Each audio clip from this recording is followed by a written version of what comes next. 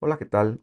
Soy el pastor Vladi de Visión de Fe en Guatemala y quiero agradecerle su sintonía a esta prédica semanal que se transmite desde nuestra congregación semana a semana.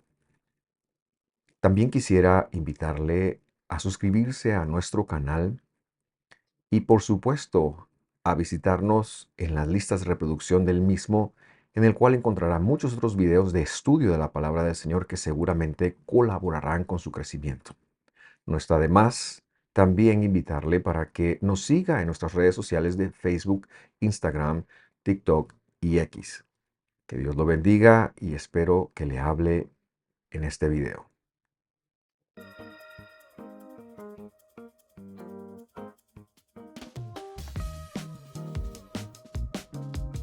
Quiero dar la bienvenida a las personas que a partir de este momento se integran desde YouTube. Qué alegría tenerles con nosotros.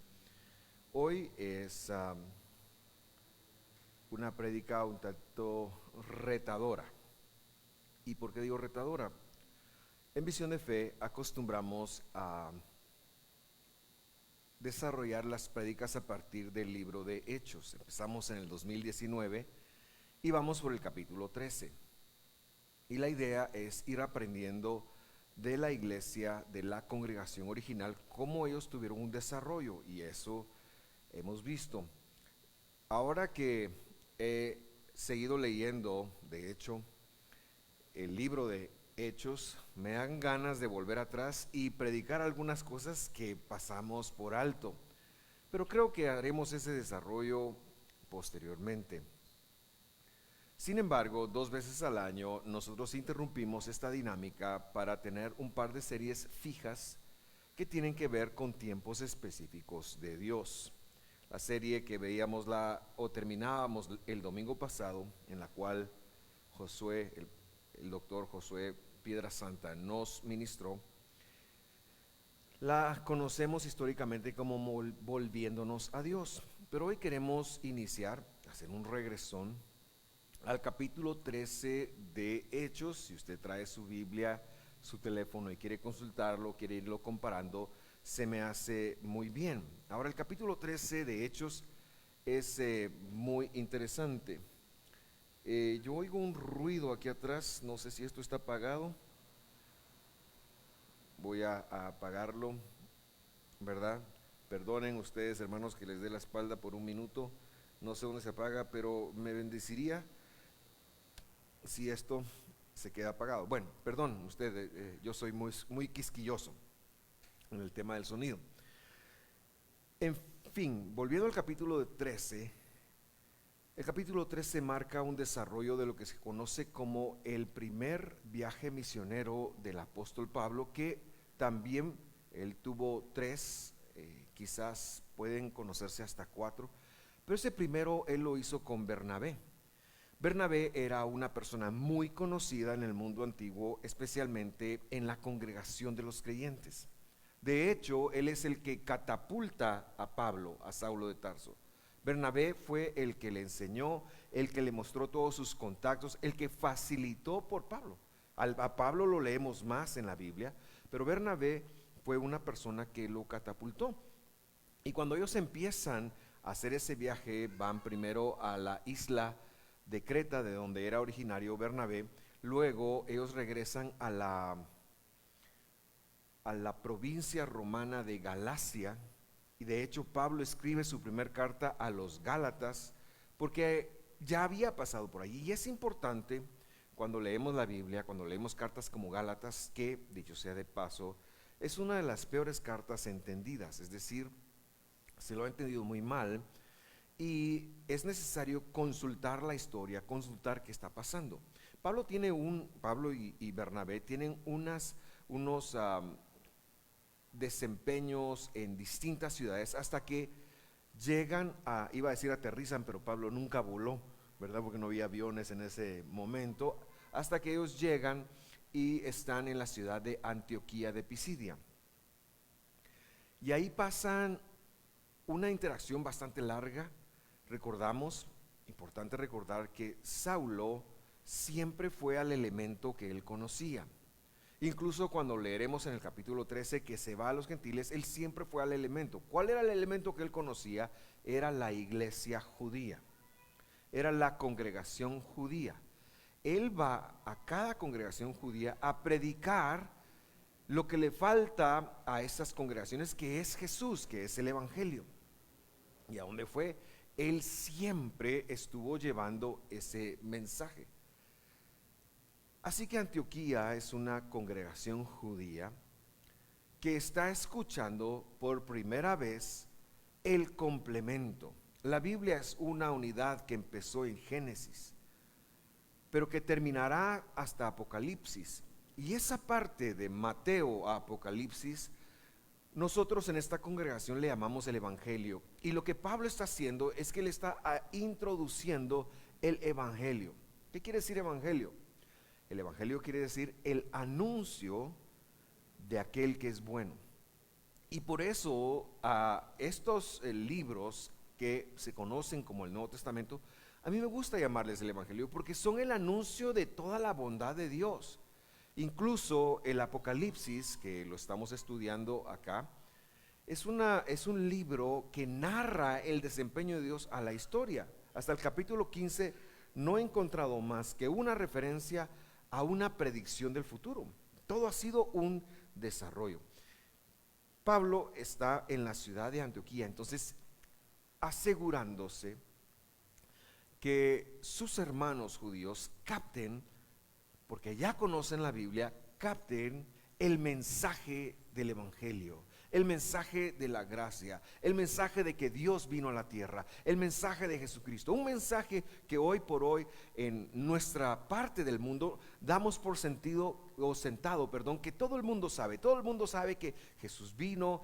Ya se acerca el próximo mes, se conmemora el aniversario del nacimiento de Jesús en Navidad, lo que llaman Navidad, ¿verdad? En fin, todo el mundo, hoy por hoy es muy fácil como dar por sentado que Jesús vino, pero lo que Saulo está haciendo en este momento, ese es el que está rompiendo piedra, él está rompiendo una brecha y tiene esta última interacción con los hermanos de Antioquía de Pisidia, a quien él considera sus hermanos y que muchos de ellos adoptan, incorporan el mensaje del Evangelio.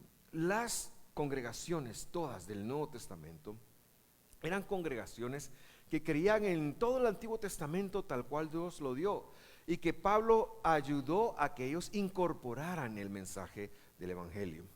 La charla de hoy queremos hablar del anuncio, un poquito, no tanto como, hey, miren, sino más en función de alguna consecuencia. Y es que Saulo ha estado hablando de la venida de Jesús, de la divinidad de Jesús. Eso para los judíos escucharlo ha de haber sido muy difícil. Él ha estado hablando de que Jesús había venido a la tierra, de quién era Jesús, y ahora va a terminar con una advertencia, y de esto se trata esta prédica. Tenemos que estar advertidos, hermanos. No podemos jugar a ser cristianos. Tenemos que estar advertidos qué es lo que Dios espera de nosotros. Tenemos que reconocer que la gracia, que explicada brevemente es el favor de Dios hacia nuestras vidas que no merecemos, que no nos ganamos, es el hecho de que Dios vino a por nosotros para salvarnos, para darnos vida eterna. Esa es la gracia. La gracia exige, demanda una respuesta de nosotros. No puedo pensar que porque Dios me perdona yo puedo vivir mi vida como se me dé la gana. No puedo pensar que porque Dios me ama yo puedo hacer lo que se me antoje. No. La gracia exige una respuesta, demanda. Aquel que no tiene una respuesta de la gracia difícilmente ha conectado la salvación, difícilmente ha conectado lo que Dios le ha dado. Y Saulo empieza ahora a enfocarse y dice en el capítulo 13, versículo 40, les dice lo siguiente a esta congregación: tengan pues cuidado. Tengan pues cuidado. ¿Cuándo le han dicho a usted que tengan cuidado? ¿Cuándo se le dice a uno que tenga cuidado? Ten cuidado con aquel muchacho, ten cuidado con aquella muchacha, ten cuidado por donde vas, ten cuidado a ese desplazamiento. Cuando ahora que las hijas ya son mayores y que se van y se desplazan y manejan y eso, ten cuidado con el carro. Si la llanta está un poquito, ten cuidado, pasa a echarle aire, etcétera, etcétera. El Evangelio nos demanda que tengamos un cuidado. ¿Y cuál es el cuidado que le dice? De que no venga sobre ustedes aquello que se habla en los profetas. Y luego Pablo su advertencia la va a basar, que es el punto central de esto, en la Escritura. Debemos de aprender a basar nuestra vida en la Escritura, tanto en función de lo que Dios nos ha dicho que hagamos, como en función de lo que Dios nos ha advertido que hagamos. Hoy en día es muy fácil subirse a un púlpito y decir, es que yo voy a hacer todo lo que, es que yo soy el hijo que Dios dice que soy, y está en lo cierto. Pero debemos de quizás tener un poquito más de respeto, un poquito más de cuidado con respecto de ciertas cosas. Lo primero que quiero hacer es que quiero hablar con respecto de los profetas. Y es importante entender a qué se refiere la Biblia con un profeta y qué hoy tenemos en cuenta o en mente como un profeta. Porque ese ministerio se ha malentendido. Hoy en día se piensa que un profeta es alguien que puede predecir el futuro. Hay mucha adivinanza. Tenemos que tener cuidado. Y se ha desarrollado un morbo, me refiero a las congregaciones del Señor, con respecto a saber es el futuro. Cualquier persona pues estaría interesado en saber qué es lo que Dios quiere que haga, cómo quiere Dios que actúe. Pero queridos hermanos, es que eso ya está escrito. Ya Dios te dio un regalo con su palabra para que tú te comportes de esa manera. Pero hoy en día en el mundo cristiano tenemos un gran problema. Vamos a escuelas proféticas, y no quiero demeritar esto, pero lo que sí quiero es hacer una denuncia de ello. No quiero hablar que todos los profetas hoy en día sean malos, porque no lo son. Solo quiero decir que si el morbo es de saber que nos den un vaticinio, entonces no estamos bien. La profecía debe de funcionar en la iglesia del Señor como un instrumento en el cual Dios pone un sentir en el corazón que se basa en su palabra, que tiene que ver con exhortar, tiene que ver con consolar y tiene que ver con, recuérdeme, la otra está en 1 Corintios 12, exhortación, consolación, y ahí la lee en casa. Pero es algo que Dios espera que nosotros hagamos. Por supuesto que la profecía es precisamente eso, pero yo quiero ir un poquito más allá y profundizar con usted. ¿A qué se refiere? ¿Por qué? Porque sabe que Dios le prohibió a sus hijos buscar qué le puede pasar en el futuro. ¿Sabe quiénes son los que consultan el futuro? Aquellos que dicen, tírame las cartas. Aquellos que dicen, mira, puedes hacer esto por mí en el futuro. Estoy hablando de la hechicería, estoy hablando del espiritismo. Que el Señor lo reprenda. Sin embargo, nosotros sí que debiéramos de entonces conectar bien qué es esto del ministerio profético. En la Biblia, el ministerio profético tiene todo un desarrollo y podemos resumir, voy a hacer un resumen de las funciones proféticas en dos cosas. Número uno, el profeta bíblico del siglo VII antes del Mesías, del siglo X antes del Mesías, David fue un profeta, Moisés fue un profeta, la Biblia lo dice, Juan el Bautista fue un profeta, pero el profeta del siglo XXI también se le aplica a esto. Tenía como principal función devolver al pueblo a los planes de Dios, a la voluntad de Dios, porque la voluntad de Dios está escrita. Dios dio una instrucción, Dios dio un mapa y la idea del profeta era que el pueblo se volviera a ese mapa. Pero esto, como lo he mencionado, es parte de un desarrollo y me explico. Dios escogió a un hombre por gracia, que fue al que justificó por gracia la primera vez. Me refiero a Abraham. Por eso es que nosotros todavía hoy en las escuelas de niños cantamos Padre Abraham, que tenía muchos hijos. Yo no sé si usted cantó eso de niño. Betty está así como, así es, pastor, lo cantábamos, por supuesto. Pues a Abraham Dios le dio un testamento. Sé que mi hija está estudiando leyes y yo estoy pensando ya empezar a escribir un testamento para que comprendamos qué es un testamento. Un testamento es lo que yo voy a dejar a alguien. Eso es un testamento. Dios le dio un testamento a Abraham. Le llaman pacto, pero tenemos más que verlo como un conjunto de promesas. Eso es un testamento. Y el testamento también se reduce o se puede restringir a esto, que él tomaría a sus descendientes para ser Dios de sus descendientes, porque había demasiada idolatría en ese momento y que ellos serían su pueblo. En este momento histórico, la identidad de los pueblos se basaba en la idolatría. Hoy en día, la identidad, por ejemplo, de nosotros se basa en cosas como el 15 de septiembre, recibimos la libertad. Y está bien, no estoy despotricando en función de eso, pero estoy diciendo que lo que Dios prometió era que Él sería el punto de identidad de los hijos de Abraham, de los descendientes físicos de Abraham. Que Él los guiaría, que Él les abriría su palabra. Y por eso esto es tan importante, porque el pacto de Abraham sigue siendo el testamento que Dios ha dado. Dios no anuló ese testamento. Es más, Pablo es precisamente quien dice, miren, ahora los gentiles son hijos de Abraham. ¿Pero por qué? Porque Dios lo había prometido. Entonces Dios hizo testamento y le dijo a Abraham, a tu descendencia yo los voy a tomar por pueblo y voy a ser Dios de ellos y ellos van a ser mi pueblo. Como dijo la canción, no me acuerdo quién la canta ahora mismo, no hay lugar más alto que estar a los pies de Dios. Por supuesto, porque somos pueblo.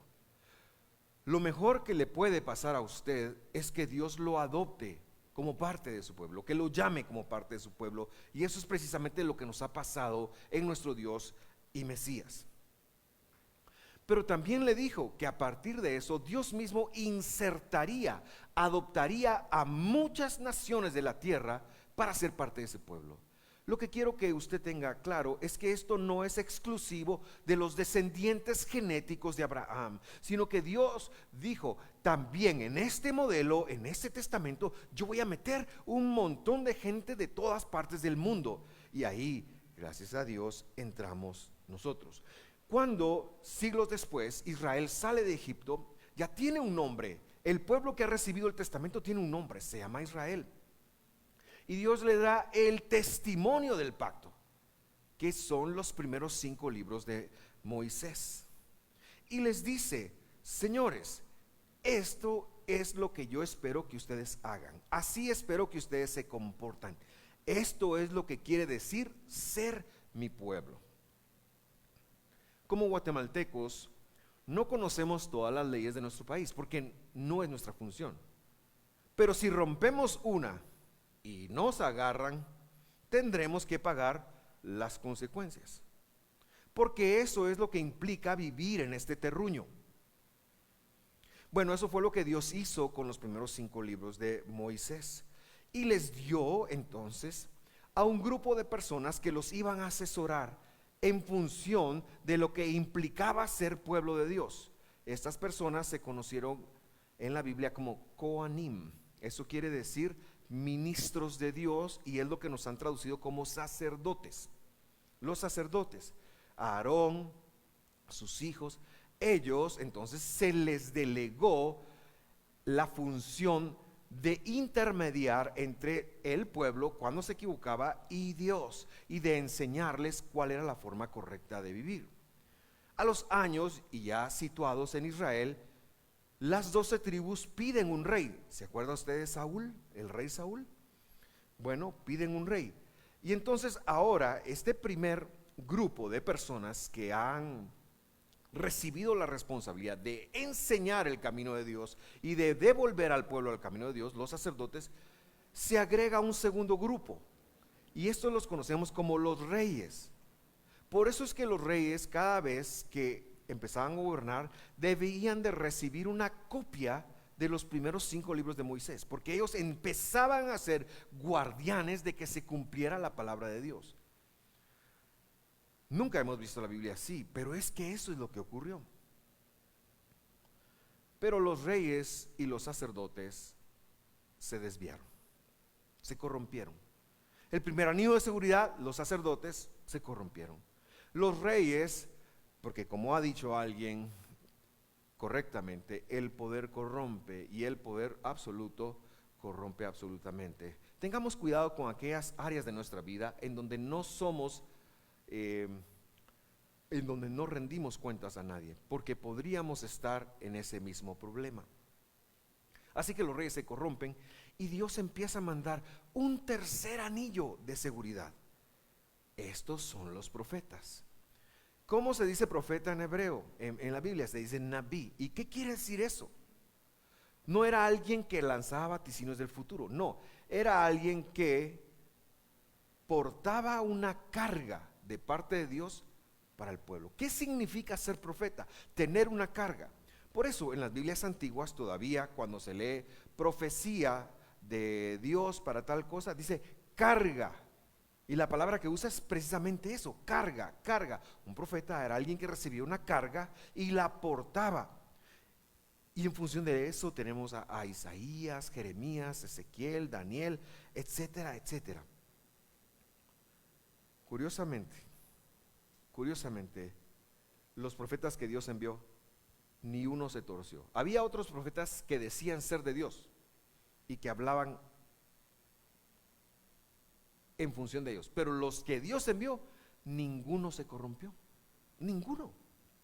Y su papel principal era ir y anunciar al pueblo de Dios: vuélvanse a Dios. Por eso es que nosotros procuramos que cada domingo en esta iglesia haya un sermón profético desde esta perspectiva, que es: volvámonos a Dios. Usted viene domingo a domingo acá y tiene una experiencia, adoramos al Señor y todo, pero la palabra de acá está diseñada para que usted tenga una herramienta semana a semana a volverse a Dios, a regresarse a Dios, a tener en cuenta que vivimos en un mundo que ignora, que ataca a Dios. Y el punto acá es: volvámonos a Dios. Y desde esa perspectiva queremos hacer nuestras prédicas proféticas. O sea, volvámonos a Dios, que era la primera función profética. La segunda función era anunciar la esperanza, las dos venidas del Mesías. Y por eso usted ve que están escondidas en los salmos, en Deuteronomio, en muchos salmos.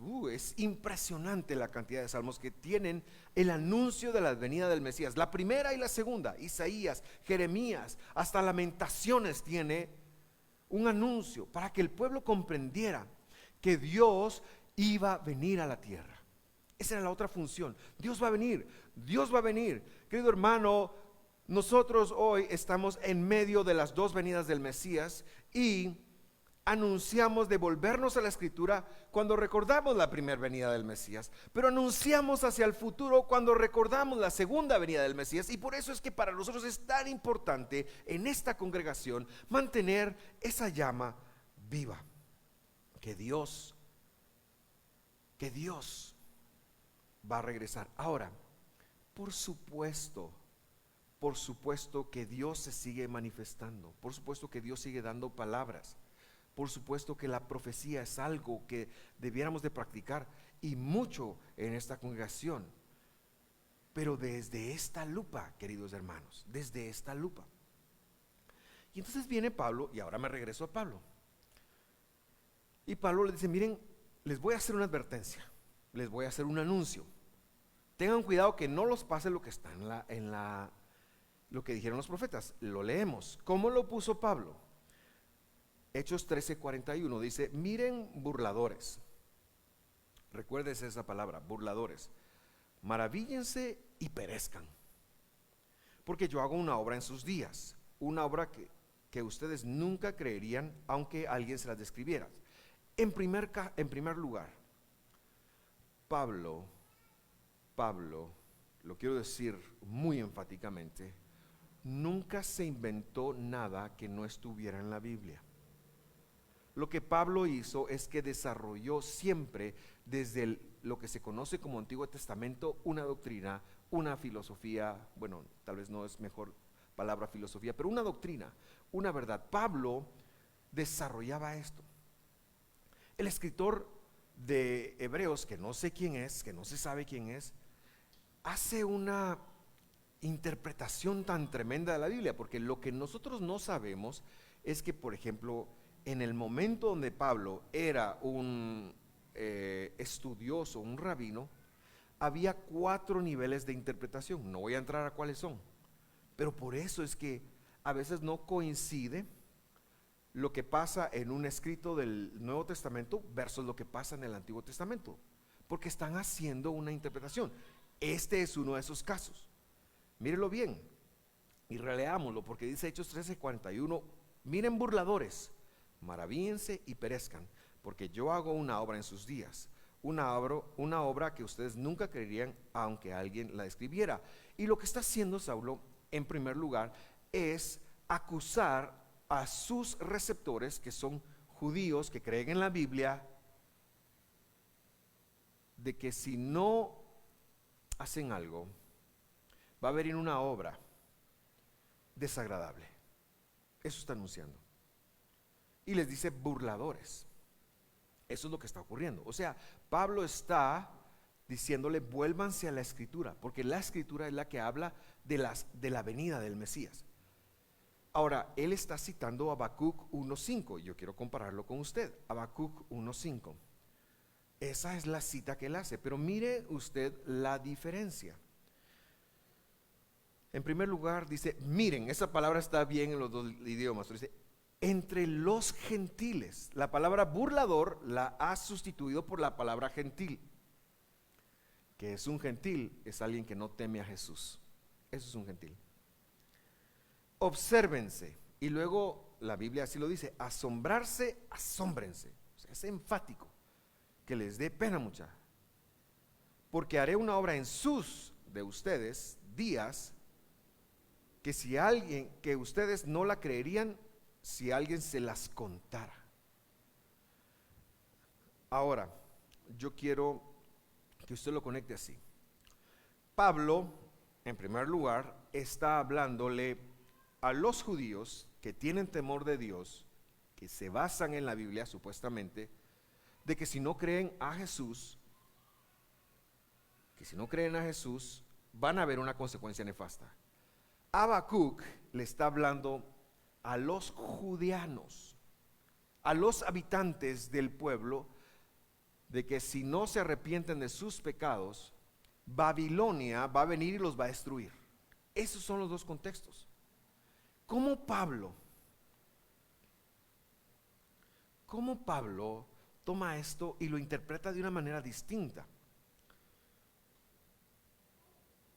Porque esto me generó un poco de conflicto a mí. O sea, ¿por qué Hechos no dice lo mismo? Debería decir lo mismo, en primer lugar. ¿Por qué llama burladores a los gentiles? ¿Y por qué dicen obsérvense o asómbrense? Y etcétera. Y en segundo lugar, ¿por qué si se refiere a los de Judea, que viven 600, 700 años antes de Cristo, como idólatras, ahora está tomando Pablo esto a personas que ya no son idólatras, pero los está tratando de la misma manera? Porque esta gente ya solo teme al Dios vivo, pero no está dejando que Jesús venga a su corazón. Dos respuestas. Número 1, en primer lugar, querido hermano, aprendamos a leer la Biblia como una unidad. Marcos no puede contradecir a Abdías.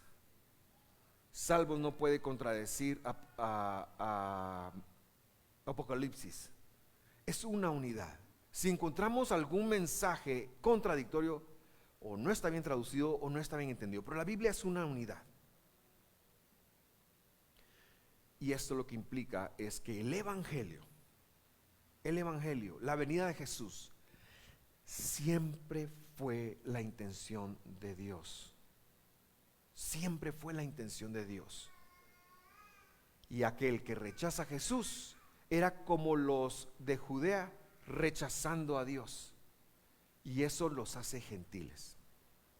La Biblia es una unidad y tenemos que aprenderla a escuchar como una unidad. Pero en segundo lugar, hay una advertencia. Hay una advertencia. ¿Qué quiere decir eso? A veces pensamos que cuando se lee el testamento de los antiguos, las consecuencias que se les dieron a ellos no funcionan para nosotros. Porque ya tenemos a Jesús. Jesús nos salva. Y si en el Antiguo Testamento se había dicho, qué sé yo, no hay que codiciar a la mujer del prójimo, voy a llamar el noveno mandamiento. Hoy pues no está tan malo como ver a una hermana y aunque no le diga nada a nadie, bendecirme, ¿verdad? No lo vemos como un problema. No lo vemos como un problema. Pero lo que la Biblia nos está enseñando es que si tú te pones en las condiciones que Dios ha dicho que no hagas en cualquier momento,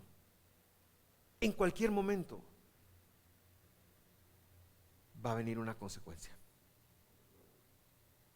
O sea, no importa que Dios le estaba advirtiendo, por ejemplo, a Sedequías, voy a decir a Sedequías, que fue el último rey, que hiciera X, Y cosas. Si tú te pones y no aprendes de Sedequías, de igual manera te va a venir una consecuencia. Me doy a entender con esto, queridos hermanos. La Biblia es una unidad. Y Dios nos ha adoptado como su pueblo, y lo que Dios pretende es que tú lo tengas a Él por único Dios. Tú no puedes seguir a alguien más.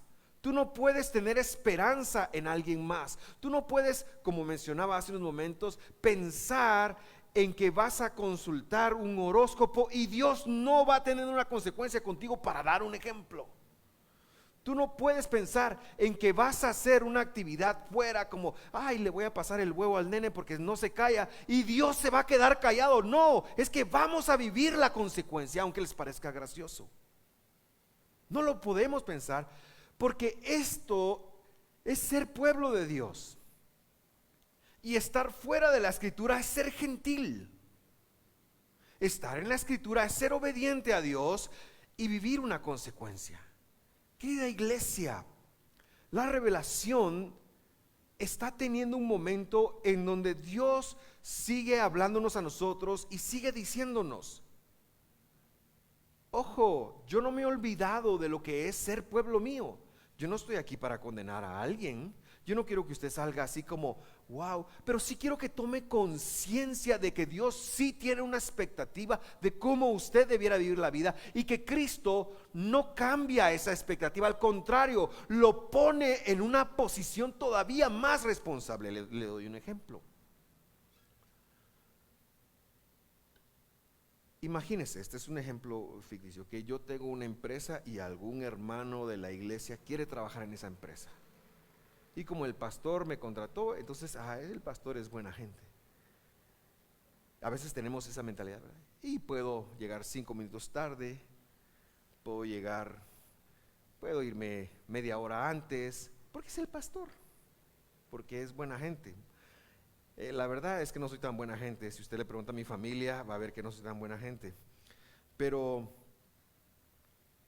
cuando tenemos una especie de confianza con alguien, podemos llegar a abusar de esa confianza. Cuando no vemos una consecuencia inmediata, decimos, entonces no pasa nada, y llevamos las cosas a un siguiente nivel. Esto pasa con los niños chiquitos. Cuando se monta un berrinche y el padre o la madre solo quieren que se calle, podemos hacer cosas que no debemos de hacer, podemos callarnos. Pero querido hermano, nos toca ayudar a nuestros hijos, ¿verdad? Perdón, aun y cuando el berrinche se lo estén montando con 18 años. Porque a todas, si no corregimos el hecho de tener un berrinche cuando éramos chicos, lo vamos a seguir teniendo cuando seamos grandes. Y el menos tolerante con los berrinches de sus hijos es Dios. Porque Él es un Padre perfecto. Yo fui muy tolerante, o tal vez no tanto, no lo sé. Pregúntenle a mis hijas, ellas les podrán decir. Pero cuando no enseñamos límites de pequeños, por eso está escrito, instruye al niño en el camino que quieres que tome. Así dice literalmente, instruye al niño en el camino que quieres que tome, para que sea grande, no se aparte de él. Es muy interesante. Bueno, Dios es un Padre perfecto y te va a amar, porque no te va a cuestionar su amor. Pero debemos de aprender a ser hijos creyentes y practicantes de Dios. Y vuelvo a mi ejemplo. Si yo soy el dueño de esa empresa, yo voy a esperar, eso soy yo, que porque contraté a un hermano de la iglesia, va a llegar 10 minutos antes, va a ser modelo de trabajo, va a ser modelo de actitud, va a ser, porque es un creyente, porque es un creyente en Dios. Se va a ir tarde, va a dar la mía extra. Eso es lo que voy a esperar. ¿Qué espera Dios? ¿Qué espera Dios? ¿Cómo lo verá Dios? Yo te digo algo, está escrito. No te tienes que inventar, no te tienes que fumar nada nuevo, pero ¿sabes qué? Yo te invito a hacer un ejercicio. Vamos a dejar de ser gentiles en el sentido bíblico, no gentiles de amables. Vamos a dejar de ser gentiles en el sentido de no temer la palabra de Dios y saber que Dios vino a la tierra, Dios se reveló, Dios está con nosotros, Dios no nos va a dejar, Dios no nos va a abandonar, que su gracia te salvó, que su gracia te alcanzó, pero nos toca ser hijos responsables. Ese es el llamado. Ese es el primer espacio de la revelación. Te toca ser un hijo modelo, porque para eso te dio su espíritu, para ser un hijo modelo. Tenemos que dejar las excusas que muchas veces nos damos a nosotros. No, es porque usted no sabe cómo crecí yo, es que no, yo tengo trauma, no, es que yo no fui a la escuela, yo no fui educado, yo esto, yo no. Tenemos que dejarnos de todas las excusas de lo que Satanás ha puesto en nosotros, porque no ha sido Dios, ha sido el mundo, ha sido el mal. Tenemos que dejar esas excusas y decir: Señor, que tu voluntad se haga en mi vida, que yo cada vez pueda ser, como está escrito, como la luz de la aurora. Porque el justo va de aumento en aumento hasta que el día es perfecto. El justo se va mejorando. Eso no quiere decir que no erres, eso no quiere decir que no falles. Por supuesto, eso es ser humano, pero eso quiere decir que vas a aprender, que vas a corregir y que cada vez te vas a lanzar más a ser como Cristo, porque vino a ponerte un modelo de cómo hay que ser. Porque Cristo para eso vino, porque te salvó para que seas como Él y no para que sigas manteniendo el apellido. ¿Me doy a entender? Porque es muy fácil decir: no, es que se le subió el apellido a la cabeza. No, que se te suba el Cristo a la cabeza, que se te suba la mente de Cristo a la cabeza, porque eso fue lo que te dejó. No te dejó huérfano, no. Él está contigo, Él te ama y hay una fuerza en Él que ha depositado en ti para ser como Él. Eso es lo que Pablo le está anunciando a ellos y eso es lo que yo quiero anunciarte a ti esta mañana. Así que animémonos, el evangelio es una gran responsabilidad. Dios no nos la hubiera dado si no supiera que podemos aguantar con eso, si no entendiera que tú no ibas a poder con eso. Pero en segundo lugar, si no te hubiera capacitado con el Espíritu Santo, con Espíritu Santo en ti, y si no te hubiera dado su palabra para echar punta, el manual de vida, lo que aspiramos, la voluntad de Dios, en fin, todo aquello que no sepas, no está en el futuro, está escrito. No hay nada nuevo bajo el sol. Ya todo está escrito.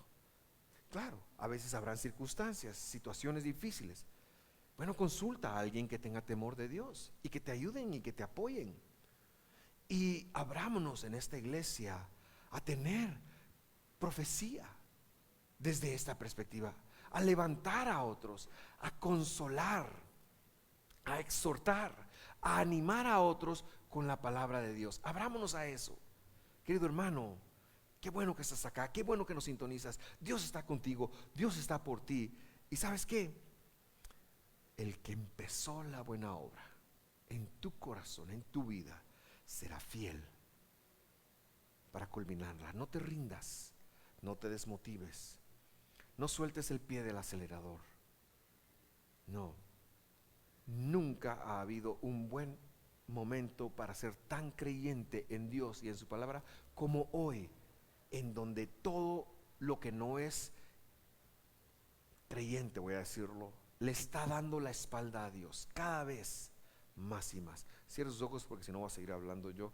Este tema me apasiona, pero yo sí quiero que usted medite por unos momentos en lo que ha escuchado hoy. En lo que ha escuchado hoy, que usted pueda tener en su corazón un momento de reflexión, un momento de no ser interrumpido por cualquier otro pensamiento, que usted pueda hacer un inventario emocional, espiritual.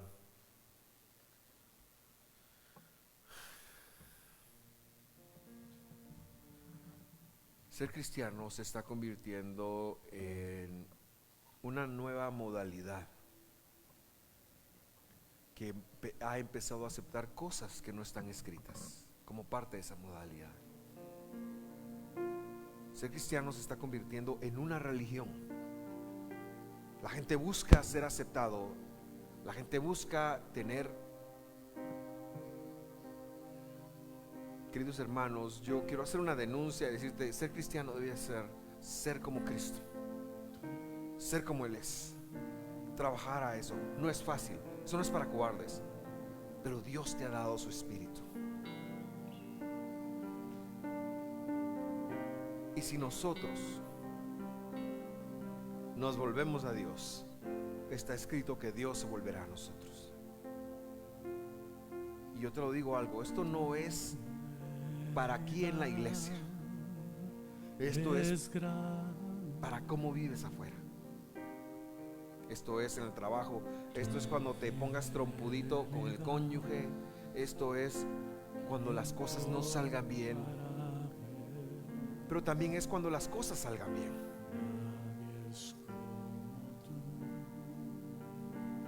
Que Dios nos ayude, que Dios nos dé una luz, que Dios nos dé una palabra, que Dios siga con nosotros. Quiero pedirte que hagas esa cuenta, esos ajustes en tu corazón, ese inventario espiritual. ¿A dónde va tu vida ahora mismo? ¿Cómo va tu vida ahora mismo? ¿Cómo estás con Dios? ¿Cuál es tu visión de la vida? Decimos que somos creyentes, pero tenemos a Dios afuera del futuro. Decimos que creemos en Cristo, pero no vivimos como Cristo. Yo quiero hacer un llamado a la reflexión. Y te lo digo, no es un llamado a la perfección, porque no seremos perfectos, porque somos humanos, no dejaremos de ser humanos.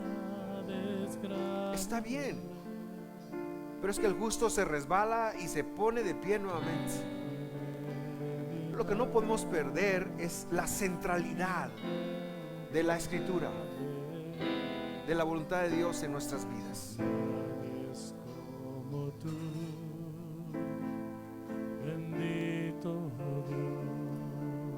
Vamos a cantar este coro que habla una gran verdad.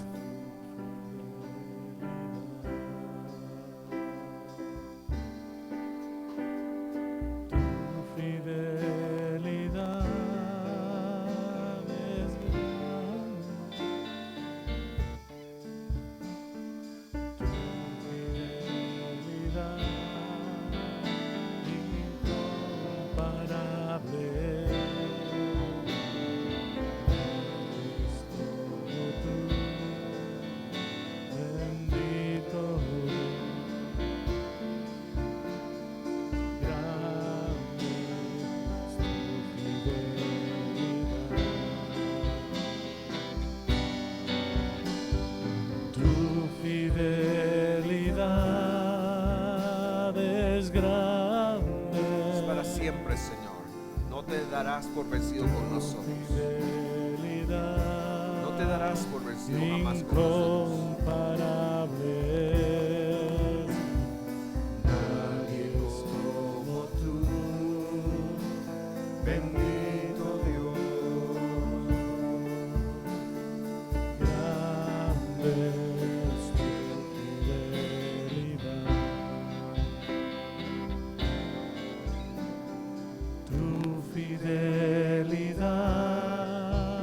Es grande Tu fidelidad, Señor.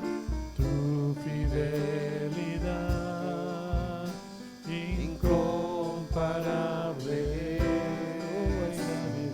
Nadie es como tú. Bendito Dios, grande es tu fidelidad. Ahí donde estás, haz esta oración conmigo. Recibe esta oración. Dile: Señor, aquí estás, Señor. Yo reconozco que estás aquí. Reconozco que estás haciendo un llamado sobre mi vida. Un llamado, un anuncio, aún en medio de una advertencia que a lo mejor sea difícil de absorber. Ayúdame a entender, Señor, que lo que aplicaba a los israelitas sigue aplicando a mí, y que tengo que aprender de los errores de ellos.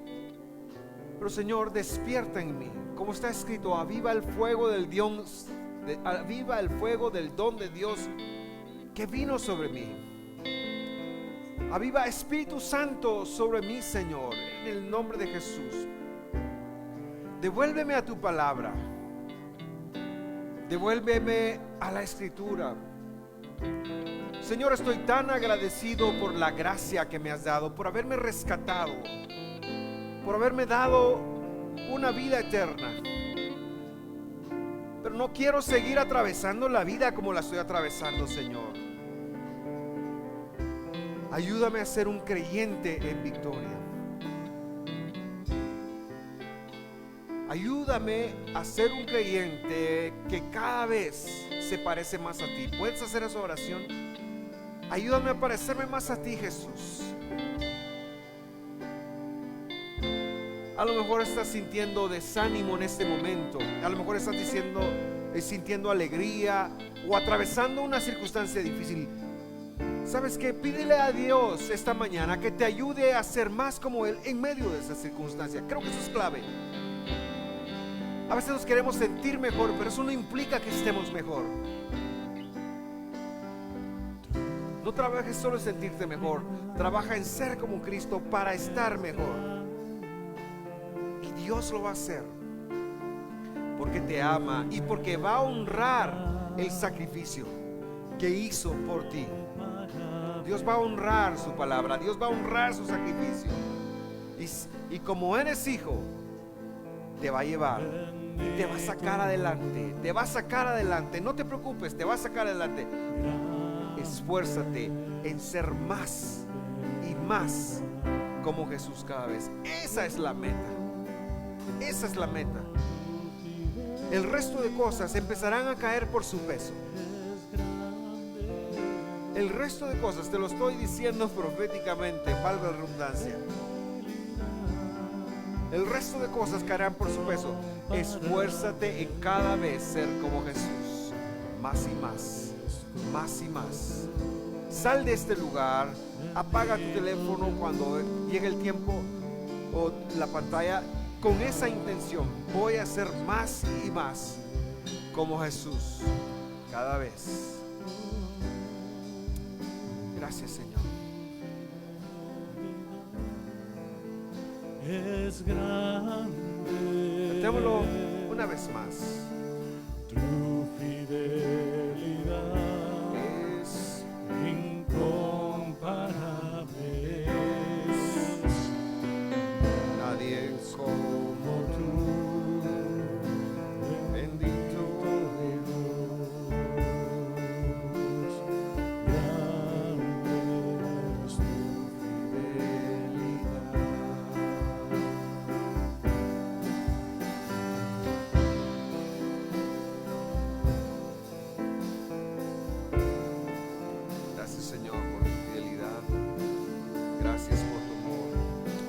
por la vida. En el nombre de Jesús, bendecimos tu nombre. Ayúdanos, Señor, a tomar nuestra vida y a llevarla para que te honre, para que te guíe, para que en todo lo que hagas, en el nombre de Jesús, en el nombre de Jesús. Gracias, Señor. Grande es la fidelidad, grande es tu fidelidad. Que Dios nos siga dando vida. Y yo te invito, hermano, a caminar en la palabra de Dios y a ser alguien que se esfuerza por, gracias cielo, edificar, consolar y exhortar. Son los tres principios de la profecía hoy en día, ya sea anunciando la venida del Mesías y su retorno, o la primera venida del Mesías y volvernos a Él. Bendito sea el Señor. Gracias por sintonizarnos en esta mañana. Enviamos un fuerte abrazo a cada uno de ustedes. Nos vemos la próxima semana como siempre.